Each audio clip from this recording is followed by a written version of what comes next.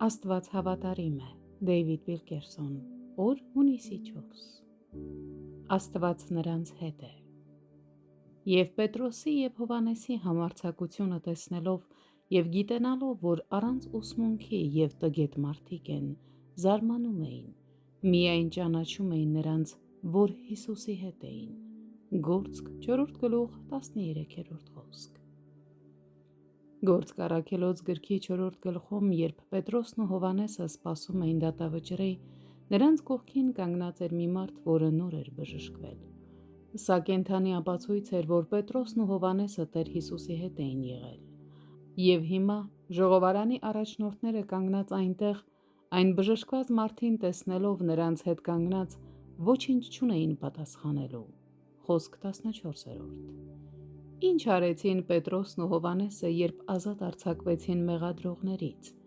Եկան իրենցների մոտ և պատմեցին, ինչ որ քահանայապետները և ծերերն ասեցին նրանց։ Խոսք 23-րդ։ Երուսաղեմի սրբերը ուրախանալով երկու աշակերտների հետ աղոթք բարձրացրեցին։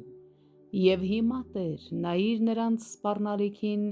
և տուր քո ծառաներին բոլոր համարձակությունով քո խոսքը խոսել,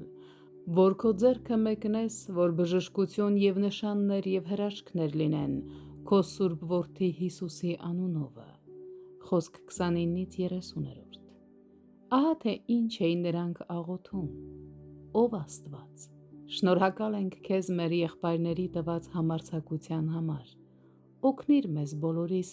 խոսել սուրբ համարձակությամբ և տեսանելի ապացույց ունենալ, որ դու մեզ հետ ես։ Անկասկած Պետրոսն ու Հովհաննեսը տեսան քահանայապետի դեմքին հուսահատության արտահայտությունը, երբ նա հասկացավ, որ նրանք Հիսուսի հետ էին եղել։ Կարծում եմ, թե Պետրոսը աչքով արեց Հովհաննեսին ասելով. «Եթե միայն նրանք իմանային»։ Նրանք միայն հիշում են, որ մենք մի քանի շաբաթ առաջ Տեր Հիսուսի հետ էինք,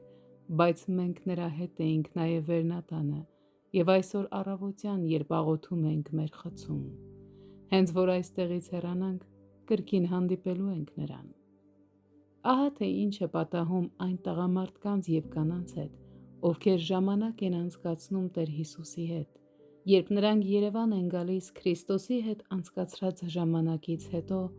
բոլորի համար պարզ է դառնում, որ նա նրանց հետ է, որտեղ էլ որ նրանք գնան։